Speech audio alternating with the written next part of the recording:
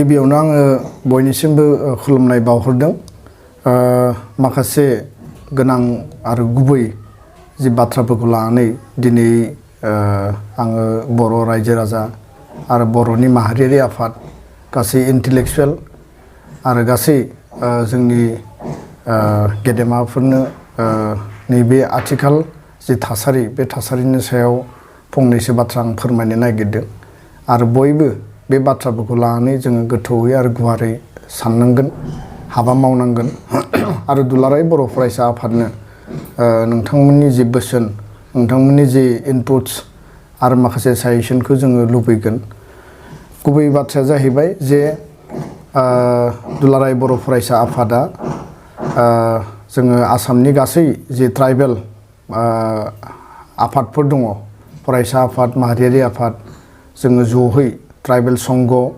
आरो गासै tribal student union जोङो ज' लोगो नांनानै coordination committee of tribal organisation of Assam tribal बा जनजातिनि इन्टारेस्टआव बा जनजातिनि बा ट्राइबेलनि जायखिजाया थासारि बा जोंनि रैखाथि आरो जोंनि खैफोद हा हुनिफ्राय लानानै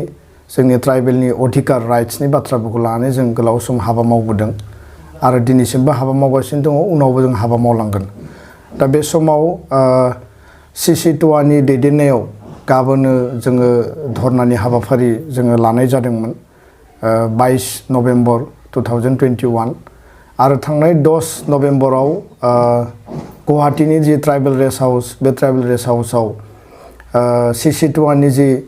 एग्जिकिउटिभ मिटिं बे एग्जिकिउटिभ मिटिंनि डिसिसन बायदि जोङो मेडियायाव आरो गासै आफादफोरनो जों इन्सट्राक्सन हरदोंमोन जे गाबोनो धर्ना जागोन आरो बिनि माखासे गाहाय जाहोनफोर दङ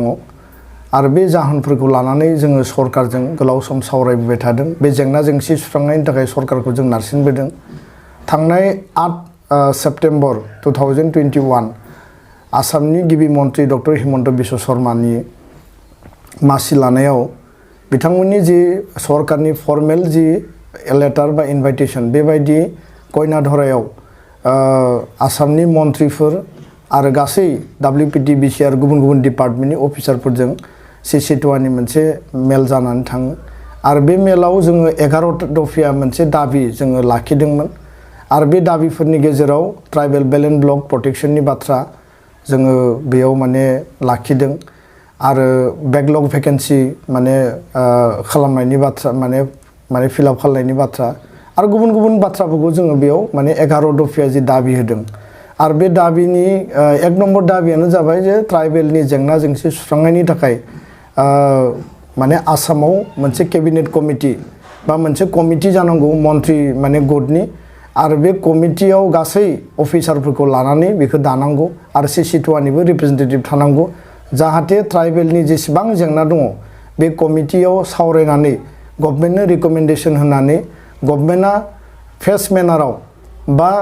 आर्जेन्सिखौ नायनानै ट्राइबेलनि जेंना जेंसिखौ सुस्रांनायनि थाखाय जाहाथे मिजार लानो हायो आरो बेजों जोङो सेक्युर्ड जानो हायो दा बेखौ बे मिटिं जोबनायनि उनाव आसामनि गिबि मन्थ्रि बिथाङा जोंनो एसुरेन्स होदोंमोन जे सप्ता खनसेनि गेजेरावनो बा नेक्स्ट केबिनेट मिटिङाव बे कमिटिखौ दागोन आरो दानायनि गेजेरजों ट्राइबेलनि जेंना जेंसि सुस्रांनायनि हाबा मावगोन होननानै नाथाय प्राय 2 मास जाबाय बे 2 मासाव बिथांमोना जेबो जेंना सुस्रांनायखौ जों नुवासै आरो फारसेथिं केबिनेट कमिटि बाननायखौबो जों नुवासै दा बेखायनो जोङो गाबोननि जि धर्ना बे धर्नाखौ जों थिग खालामदोंमोन नेक्स्ट बाथ्राया जाहैबाय जे फारसेथिं जोंनि जेंना जेंसिखौ सरकारा सुस्राङाखै आरो सुस्रांनायनि थाखाय जिखिनि इनिशिएटिभ लानांगौ बेखौ जों नुवाखिसै आरो गुबुन मोनसेथिं जोङो नुनो मोनबाय जे कामरुप मेट्र' आरो रुरेलाव DCखौ एम्पावार खालामदों आरो DCखौ एम्पावार खालामनानै ट्राइबेल बेलेन ब्लकनि हा फानलाय बायलाय बे सेटेलमेन्ट बा एलटमेन्टनि बाथ्राखौ बेयाव माने केबिनेटआव डिसिसन लादों होननानै जों मिथिनो मोन्दों आरो गुबुन फारसेथिङै माने आहम मरान मटक सुतियाखौ माने प्रटेक्टेड क्लास हिसाबै माने सदिया मुरखं सेलेक आरो CC2नि ट्राइबेल बेलेन ब्लकआव माने बिसोरखौ एनहान्स खालामदों आरो गुबुन मोनसेथिंहाय माने गरखाफोरखौ माने प्रटेक्टेड क्लास खालामदों बे बाथ्राफोरखौ लानानै जोङो माने सरकारनि जि डिसिसन बे डिसिसनफोरखौ लानानै जोङो गोसोआव दुखु मोननाय आरो खुद्रिनाय आरो सरकारखौ जोङो बुंदों जे ट्राइबेल संगठनफोरजों बा ट्राइबेल माहारिनि आफादफोरजों रायलायाबासिनो जायखिजाया बेलेन्ट ब्लकनि डिसिसनखौ जों मानिनानै लानो हाया बे बाथ्राखौ जोङो सरकारनो बुंबोदों आरो जों नारसिनबोदों दा बे गासैबो बाथ्राफोरखौ लानानै मैया आसामनि WPTBC मन्त्रि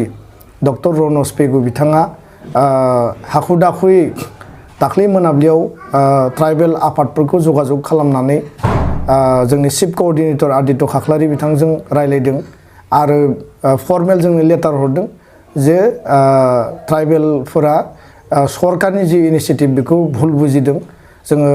सरकार हिसाबै ट्राइबेलफोरनि जेंना जेंसि सुस्रांनायनि बेलायाव जोङो हाबा मावगासिनो दङ आरो गुबुन फारसेथिङै जोङो बेलेन्ट ब्लकनि प्रटेक्शननि थाखायबो हाबा मावगासिनो दङ जों खहा खालामनो नागिराखै बेबायदि टेलिफनिक डिसकासन जादों आरो बिनि उनाव जोंनिफ्राय दाबि होनाय जादों जे नोंथांमोना बेबायदि बुंनायाव जों आसस्त जानो हाया जोंनो डिटेलहै सरकारा मा मावनो नागिरदों आरो जों मा लुबैदों बिनि गासैबो रोखा रोखा सरकारा माने डाटाबेस बा सरकारनि इनिशिएटिभनि सायाव जोंनो प्रमाण प्रुफ नांगौ होननानै जोङो जेला बुङो बिथाङा मैया जोंखौ बेलासिनि 1 बाजियाव फर्मेल लेटार इनभाइट खालामनानै सिसिट'आ आरो आसाम सरकारनि गेजेराव मोनसे जथाय सावरायनाय जानानै थाङो आरो बे जथाय सावरायनाय समाव जोङो गासैबो बाथ्राफोरखौ फारि फारि जोङो बिथांखौ माने जोङो प्रेसाराइज खालामदों आरो बिथांजों तर्क जुक्ति डिबेट जादों माने गासैबो बाथ्रानि सायाव टन्न डिसकास जादों आरो बे सावरायनायनि सिगां बिथाङा जेब्ला माने चेयाराव जिरायफैयाखैमोन जिहेतु इडुकेसन कनक्लेभ जाबाय थादों बिथाङा एसे डिले जादों आरो बिनि सिगांनो WPTBC नि प्रिन्सिपाल सेक्रेटारि आरो कमिशनार सेक्रेटारि बिथांमोना दङमोन आरो बे समाव जोंनि आखायाव प्राय माने 3 कपि माने गुबुन गुबुन डकुमेन्ट बिथांमोना होफैदों जाय डकुमेन्टखौ थांनाय 2 मासाव जोंनो होआखैमोन दा बेयाव गिबियाव जोंनो होफैबाय जे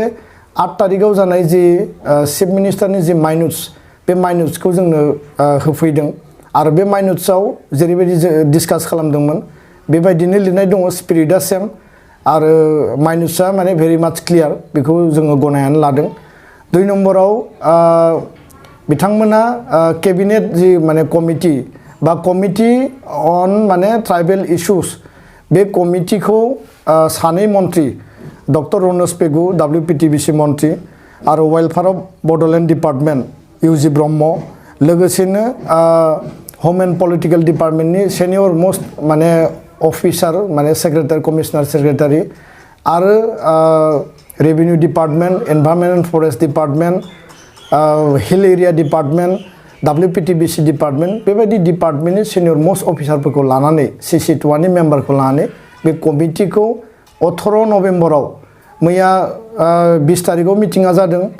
18 नभेम्बराव बेखौ हाखु दाखुयै बिथांमोना कमिटिखौ नटिफिकेसन होनाय जोङो नुदों दा बेखायनो निश्चय जोङो सानदों जे जोङो धरना होनो नागिरनायखाय आसामनि ट्राइबेल माहारिफोरा गासैबो सांग्रां जाजोबनानै ट्राइबेलनि माने जायखिजाया खहाखौ जिहेतु जों गनायनानै लानो हाया आगोलावबो गनायबोफेराखै ट्राइबेल लिगनिफ्राय लानानै ट्राइबेल संघनिफ्राय लानानै PTCA निफ्राय लानानै दिनैसिम ट्राइबेलनि जि इउनिटि बे इउनिटिया जोंनि सार्थआवनो हाबा मावगासिनो दङ दा बेखायनो बे बाथ्राखौ जेला सरकारा रोखा मिथिबाय बेखौ लानानै बिथांमोना निश्चय गिखांनाय मोनदों आरो बेखौनो बिथांमोना हाखु दाखु बे धरनानि जि मोनसे आउटकाम होननानै जों सानो बे कमिटिखौ बिथांमोना बानायनानै जोंनो मैया होदों गुबुन फारसेथिङै कामरुप रुरेल आरो मेट्र'आव जि डिसिनो पावार होनाय बे पावार होनायखौ लानानै बिथांमोना जि केबिनेटआव डिसिसन लादोंमोन बे केबिनेट डिसिसनखौबो जोंनो बिथांमोना हेन्डअभार खालामदों जि डिसिसनानोखि कनफिडेन्सियेलमोन आइटेम नं 2 revenue and disaster management department बेयाव दङ बेयाव लिरदों after threadbare discussion the cabinet approve the proposal to authorise the deputy commissioners of Kamrup metropolitan and Kamrup district in grant permission for land transfer in protected belts blocks falling within their jurisdictional district without prior approval of government बे decision जिहेतु आगोलाव दङमोन दा बेखौ modify खालामनानै स्पिरिटखौ same लाखिदों जोंनि जि माने राइट्स बे राइट्सखौ जेबो चेन्जेस खालामाखै बेयाव लिरदों दा cabinet approved the proposal with a direction that while issuing NOC it will be the personal responsibility of the concerned deputy commissioner to ensure that no landholder shall transfer his land in a belt block to any person not belonging to a class of people notified under section 160 or to any person who is not a permanent resident in that belt and block दा गिबियाव जोङो जोंनिसिम information फैदोंमोन जे new land policy आसामनि 2019 नि क्ल'ज 17.5 बेखौ उथायनानै रिभक खालामनानै डिसिनि empower खालामदों आरो डिसिया सल अथरिटि दा डिसिया जायखिजाया हाबाखौ मावनो हायोबा बिनि सायाव जोंहा सन्देह दङ दा मैया जों नुबाय जे बेयाव डिसिखौ अथराइज खालामदों किन्तु माने क्ल'ज 160 जेराव ट्राइबेलनि सल अथरिटि दङ बा बेयाव प्रोटेक्टेड क्लास जायखौ नटिफाइड खालामनाय जादों बिथांमोनाल' बेलेन्स ब्लकनि माने अथरिटि दङ बेखौ जेबो बेयाव माने गैया खालामाखै आरो फारसेथिं बे बेलेन्स ब्लकनि नटिफाइड जानांगोन आरो गुबुन फारसेथिं बे डिस्ट्रिक्टनिनो पार्मानेन्ट रेसिडेन्ट जानांगोन दा बेखायनो बे स्पिरिटआव कुनु गोनो गोथो गैया डिसिनि एम्पावर खालामदों किन्तु डिसिया माने ट्राइबेलनि राइट्सखौ भायलेट खालामनानै कुनु सासे मानसिनो हा होनो हाया आरो बिथांमोना बुंदों जे बे हा होनाय हा फाननाय बा बायनाय खामानिया ट्राइबेल टु ट्राइबेल जागोन बा इन्डिजिनियास टु इन्डिजिनियास जागोन इन्डिजिनियास मानसिबाबो बेलेन्स ब्लकनि नटिफाइड क्लास नङाबा बिथांमोना बेखौ बायनो हानाय बा फाननो हानाय बा नाम ट्रेन्सफार खालामनानै कुनु अथरिटि थानाय नङा बे बाथ्राखौ मैया डक्टर रनज पेगु बिथाङा जोंनो क्लियारलि फोरमायबाय दा बेखायनो दिनैनि बे समाव जि मोनथाम मैया जोंनि धरना माने जानो गोनांनि सानसे सिगां मैयानि डिसकासननि माने गेजेरजों फैबाय बेखौ लानानै जोङो माने एसे आसरित जादों जे सरकारा कुनु मोनसे बाथ्राखौनो गोरलै रावै खोनासङा आरो सरकारखौ जेब्ला जोङो प्रेसार खालामबाय अब्लासो बे बाथ्राफोरखौ बिथांमोना बुंबाय दा मैयानि डिसकासनाव जों माखासे जिखिनि बेलेन्स ब्लकनि प्रटेक्शननि बाथ्रा बे बाथ्राफोरखौ जोङो क्लियारलि बुंदों जे बेलेन्स ब्लकआ ट्राइबेलफोरनि रैखा कवच आरो बे बेलेन्स ब्लकआव कुनु कारनाव ट्राइबेल माहारिनि इन्टारेस्टनि माने खहा जानो मोना गुबुन फारसेथिंजाय जिफोर माने एरियाया सार्भे जाबाय बे सार्भे जानाय एरियाखौ जरिब जानाय एरियाखौ माने पाट्टा होनांगौ बे जोंनि डिमान्डखौ मैया जों डिसकास खालामदों आरो जे नन केडेस्ट्रेल जि लेन्ड जेराव जेराव सार्भे जायाखै नों सदियाव जायाखै बा बिटिआरनि एरियायावबो जायाखै बा गुबुन गुबुन ओनसोलाव कामरुप माने दक्षिण कामरुपाव जायाखै जेराव जेराव जरिब जायै ओनसोलफोर दङ बेखौ जरिब खालामनायनि गेजेरजों लेन्ड पाट्टा होनांगौ बे बाथ्राखौ मैया डिसकास खालामदों आरो निउ लेन्ड पलिसि 19 नि मथे माने बेयाव मोनसे लिरनाय दङ जे अनलि 7 बिगा बे 7 बिगा हाखौल' माने मोनगोन बेयाव लिरनाय दङ नाथाय बेखौ लानानै जों मैया जेला माने मन्थ्रि बिथांखौ जों प्रेसार होयो बिथाङा फाइनेलि बुंदों जे चिफ मिनिस्टार आरो केबिनेट मन्थ्रि बिथांमोना रायलायबाय थादों जे दिनैनि तारिखआव 7 बिगा हानिख्रुइ बांसिन माने हा थानाय गोबां मानसि दङ दा बै मानसिफोरा जुदि हानि एलटमेन्टखौ मोनाबा बे मोनसे केअस सिटुएसन जागोन दा बेखायनो दिनै ट्राइबेल सुबुंफोराबो सासे मानसियानो 50 बिगा 30 बिगा 200 बिगा गाहाम हा दङ दा बे हाफोरा जायनि दखलाव जेसेबां हा दङ बे बेलेन्स ब्लक सिङावनो जाथों बा नन बेलेन्स ब्लक एरियायावनो जाथों बे ट्राइबेलनि हाया ट्राइबेलनि आखायाव थानांगौ आरो जेसेबां दखलाव दङ बेखौ बिनि पट्टाखौ मोननांगौ बा बिनि अथरिटिखौ मोननांगौ दा बेयाव 7 बिगाखौ जोङो एक्सेप्ट खालामनो हाया बे बाथ्राखौ बुंनायाव बिथांमोना बुंदों 7 बिगाया जाबाय जायफोर लेन्डलेस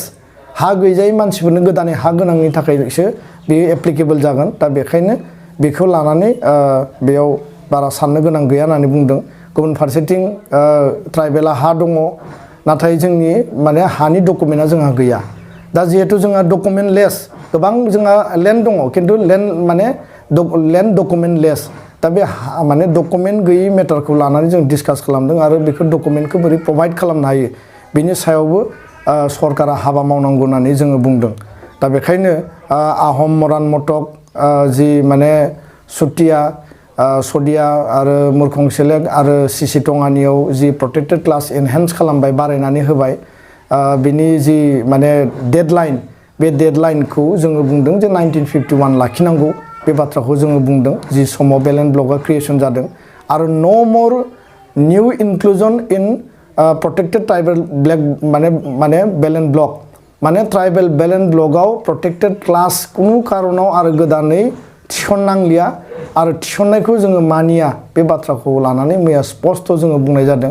आरो बेखौ लानानै जों कुनु कारनाव कमप्रमाइज खालामा डे टु डे जों बेबायदि एनहेन्स खालामबाय थानायखौ जों गनाया होननानै जोङो बुंनाय जादों गुबुन फारसेथिङै दिनै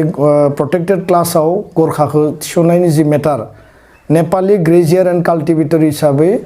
जि समाव बेलेन्ड ब्लक क्रिएसन जादों बे समावनो ग्रेजिं पारमिट होनानै since British period Nepali cultivator आरो ग्रेजियार बे माने सुबुंफोरनो प्रटेक्टेड क्लासनि मर्यादाखौ होदों जेरै सावथाला मोनो टि ट्राइबा मोनो बा आनडिभाइडेड गवालपारायाव कच राजबंसिया मोनो बेबायदिनो नेपाली ग्रेजियार आरो काल्टिभेटराबो प्रटेक्टेड क्लास दिनै बिटिआरआव 2003 बिटिसि सुक्ति जानायनि समसिम जाय मानसिफ्रा बे मोनब्रै जिल्लायाव दङमोन 32 लाख जिखिनि मानसि बिथांमोना बिनि बनाफाइड सिटिजेन आरो 6 सिडुल जि सानाव बेयो माने आपग्रेड जाबाय बे सानसिम थानायफ्रा जाबाय बनाफाइड सिटिजेन 2 नम्बर बाथ्राया जाहैबाय नेपाली ग्रेजियार आरो काल्टिभेटर बिथांमोना अलरेडि प्रटेक्टेड क्लास जेरै कच राजबंसि आनडिभाइडेड गवालपारायाव जेरै माने सावताल जेरै नोङो माने टि ट्राइब दा बेबायदि जि मोनसे बिथांमोननो जिखिनि मोनसे अधिकार अलरेडि होनानै दोनदों नाथाय बे नेपाली ग्रेजियार आरो काल्टिभेटरखौ उठायनानै जिहेतु गरखा खालामनाय जाबाय दिनै मोनब्रै जिल्लायाव गरखा मानसिफ्रा गासिबो बेलेन्ड ब्लकआव गैया नन बेलेन्ड ब्लकआवबो दङ फरेस्ट एरियायावबो दङ दा बेखायनो बेलेन्ड ब्लकआव थानाय जायफोरो माने नेपाली ग्रेजियार एन्ड काल्टिभेटर हिसाबै प्रटेक्टेड श्रेणियाव दंखायोमोन आरो जायफोर नन प्रटेक्टेड गरखा खालामनायनि उनाव बिसोर प्रटेक्शन मोननो थांगासिनो दङ बिनि जि तथ्य बिनि डाटा बे डाटाफोरखौ जोङो सरकारनियाव जोङो बुंनाय जादों जे बेखौ लानानै जिहेतु जोंनि गेजेराव मोनसे ससियेल आरो पलिटिकेल मोनसे कनफ्लिक्ट माने थासारि नुजानो हागौ आरो जों लुबैयाखै जे कुनु कमिउनिटिखौ जों बर'जों बा गुबुन कमिउनिटिजों मोनसे ससियेल आरो पलिटिकेल कनफ्लिक्ट फैथों जोङो जिहेतु गोजोननि थाखाय बयबो हाबा मावगासिनो दङ सान्ति बेयाव गायसनजाबाय दा जायखिजाया जि इस्यु बे इस्युखौ जोङो एमिकेबलि सावरायलायनायनि गेजेरजों जोङो समाधान खालामनांगोन आरो सरकारा जुदि बबेबा हारिनि बा ट्राइबेल माने बेलेन्ड ब्लकनि माने खर्ब खालामनानै जुदि गुबुनखौ जुदि अधिकार होनो नागिरदोंबा बे मेटारखौ लानानै जों हाबा मावनांगोन जोङो डिसकास खालामनांगोन आरो प्रयोजनाव जों नारसिननांगोन दा बेखायनो बर' आरो गरखानि गेजेराव जिखुनु माने जोंनि गेजेराव माने गोरोबलाय बा हिंसा हिंसि जानो गोनां जेबो थासारि गैया एस पार्ट बिटिसि सुक्ति बनाफाइड सिटिजेन हिसाबै बिथांमोना मोनो आरो नेपाली ग्रेजियार आरो काल्टिभेटर हिसाबै बिथांमोना जिहेतु प्रटेक्टेड क्लासखा गरखा आपग्रेड खालामनायनि उनाव बिथांमोननि स्टेटासा मा अबस्थायाव दङ बिनि सायाव जों सरकारनियाव मिथिनो लुबैदों आरो बे बाथ्राखौ लानानै जोङो डिसकास खालामदों दा बेखायनो जोङो दिनैनि समाव बे बाथ्राफोरखौ क्लियारै बुंबाय फैगौ 6 डिसेम्बराव नैबे गासै ट्राइबेलनि जिखिनि इस्यु दङ बे इस्युफोरखौ लानानै जोङो आसाम सरकारा मोनसे डेट होदों जि जोंहा माने मन्त्रि गटनि जि कमिटि बानायबाय आरो बे कमिटिजों फार्स्ट जोंनि मिटिं जागोन आरो बे मिटिङाव जोङो गासैबो बाथ्राफोरखौ तन्न डिसकास खालामगोन आरो गाबोननि जि धरना बे धरनाया माने दोनथ'दोंसो बेखौ जों उइथड्रबो खालामाखै बेखौ जोङो माने बोखांनानै लायाखै दा बेखायनो गाबोननि धरनाया 6 तारिखनि सावरायनायाव बेसेबां साक्सेसफुली माने रिजाल्टआ फैयो बा सरकारा ट्राइबेलनि थाखाय बेसेबां सिरियासलि खामानि मावो बिनि सायावसो निर्भर खालामगोन आरो गाबोननि जि धरना बे दोनथ'नाय जि धरना जिहेतु मैया डिसकासननि उनाव आसाम सरकारा जोंखौ बारम्बार रिक्वेस्ट खालामबाय जे नोंथांमोननि थाखायनो जों मावगासिनो दङ आरो माखासे जिखिनि खामानि जोङो जिखौ दाबि होदोंमोन बे माने मेटारफोरखौ बिथांमोना मोननै मोनथाम मेटारखौ जिहेतु मैया जों डिसप्ले खालामबाय बा सलुशननि थाखाय लामा दिहुननानै होबाय दा बेखायनो गाबोननि जि धरना बेखौ दोनथ'नानै 6 तारिखनि डिसकासनखौ जोङो नेगोन 6 तारिखआव जिखिनि डिसकासन फैयो बेखौ लानायनि उनाव जोंनि नेक्स्ट स्ट्रेटेजिया आरम्भ जागोन दा बेखायनो 6 डिसेम्बरनि सिगां जों मोनसे इन्टेलेक्चुयेल मिट लिंगोन गासै ट्राइबेलनि इन्टेलेक्चुयेलफोरखौ हा हुनि सायाव जायफोर एक्सपार्ट गुबुन गुबुन बिथिङाव ट्राइबेलनि अधिकारखौ लानानै बिथांमोनखौ जों लिंगोन आरो लिंनायनि उनाव जों डिसकास खालामगोन आरो बे डिसकासननि उनाव जोङो गासैबो मेटारफोरखौ जोङो सरकारनो साजेसन आरो अपिनियन बा रिकमेन्डेसनफोरखौ लानानै जों होगोन दा बेखायनो दुलाराय बर' फरायसा आफादा बर' माहारिनि सार्थआव ट्राइबेलनि सार्थआव ट्राइबेल बेल्ट एन्ड ब्लकनि सार्थआव गासैबो हाबाफारिखौ मावगोन आरो सरकारा लानाय जायखिजाया माने ट्राइबेल बिरोधी एन्टि ट्राइबेल जिखिनि डिसिसन बा रिजलिउसन बा बिथांमोननि बिथांखिफोरखौ लानानै जोङो माइन्युटलि नायबाय थादों अबजार्भ खालामदों आरो गोबां मानसिया जोंनिसिम टेलिफन हरदों डिसकास खालामदों जे दुलाराय बर' फरायसा आफादा नैबे इनिसियेटिभखौ लानांगौ जों बे गासैबो हाबाफारिफोरखौ एकाउन्टआव लानानै जों हाबा मावगासिनो दङ आथिखालाव आसामाव मिशन बसुन्धरा मोनसे जि हा माने एलटमेन्ट होनाय माने सेटेलमेन्ट होनाय बा गुबुन गुबुन हानि जेसेबां खामानि बेखौ निष्पत्ति खालामनाय माने बेखौ फोजोबनाय बे खामानिखौ सोलिगासिनो दङ थ्रु अनलाइन दा बेयावबो जोंहा नोजोर होनो गोनां दङ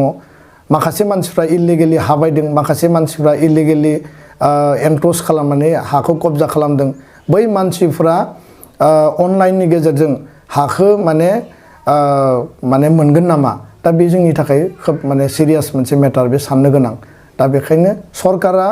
खामानिफोरखौ इजि खालामनायनि माने तागिदायाव बा खालामनो नागिरनायाव जोंनि माने इन्टारेस्टआ खहा जागोन नामा बे बाथ्राफोरखौ जोङो नायनांगोन गोबां ससियेल मिडियायाव गोबां नेगेटिभ इनपुट्स नेगेटिभ पइन्ट्सफोर फैनाय जों नुनो मोनो दा जायफोरा ससियेल मिडियायाव एनि टाइम माने पजिटिभानो होन बा नेगेटिभानो होन डिसकास खालामो बा कमेन्ट्सफोर होयो बिथांमोनखौबो आं आपिल खालामदों जे नोंथांमोनाबो सिरियासलि नाय माइन्युटलि नाय खालि पलिटिकेल इन्टारेस्टआवल' सोरखौबा नारनानै बा दुलाराय बर' फरायसा आफादखौ माने आक्रमण खालामनानै खोथा लिरोबा बे सलुशननि लामा नङा डेम'क्रेसियाव फ्रिडम अफ स्पिच बयहाबो दङ बयबो डिबेट खालामनो हायो डिसकासन खालामनो हायो आर्गुमेन्ट होनो हायो खिन्थु नेगेटिभ जायफोर बाथ्रा जायफोरा दिनै माने ससियेल मिडियानि माने जुजारु गावखौनो माने थिग खालामनानै लादों बिथांमोननि जिखिनि कमेन्ट्स अपिनियन बेयाव बेबायदि खोब गोथौ सिन्तानि माने कमेन्ट बा अपिनियनखौ जों नुबोफेराखै खोब थौले मेलेमजों माने खोब साज्रांज्राङै माने बेखौ बिथांमोना कमेन्टफोरखौ पास खालामनायखौ जों नुदों दा बेजों हारिया लाब जानाय नङा बेजों हारिया खहासो जागोन दा बेखायनो आं नोंथांमोनखौबो खावलायो जे पजिटिभ मोनसे डाइमेनसननि गेजेरजों बयबो हाबा माव कमेन्ट्सफोरखौ हो आरो जोङो इउनाइटेडलि खौसेयैसो जों थांनांगोन रावबो गावस्रा गावस्रियै बर' हारिखौ जोङो गोजौआव बा गेरेमसा माहारि दानो हाया बर' हारिया गेरेमसा हारि जानांगौब्ला बर' हारिखौ जोङो आबुङै दानांगौब्ला बयबो जों खौसेयै हाबा मावनांगोन बेयाव जोङो गिदिर उन्दै माने रोंनाय रोङै माने बेजों बाथ्रा गैया जों इउनाइटेडलि बयबो हाबा मावनांगोन दा बेखायनो आं बे समाव आथिखालनि माखासे थासारिफोरखौ लानानै बर' रायजो राजा आइ आफा नोंथांमोननो गेदेमा नोंथांमोननो बेखिनि बाथ्राखौनो फोरमायनांगौ दं होननानै आं सानदों माबाफोर बेयाव जुदि फोरमायनायाव समनि आंखालाव जुदि लेप्स थालांदोंब्ला उननि समाव थारैनो बिनि सायाव आरो क्लियारलि फोरमायनो थाखाय आं नाजागोन गोजोन्थों थेंक इउ खुलुमबाय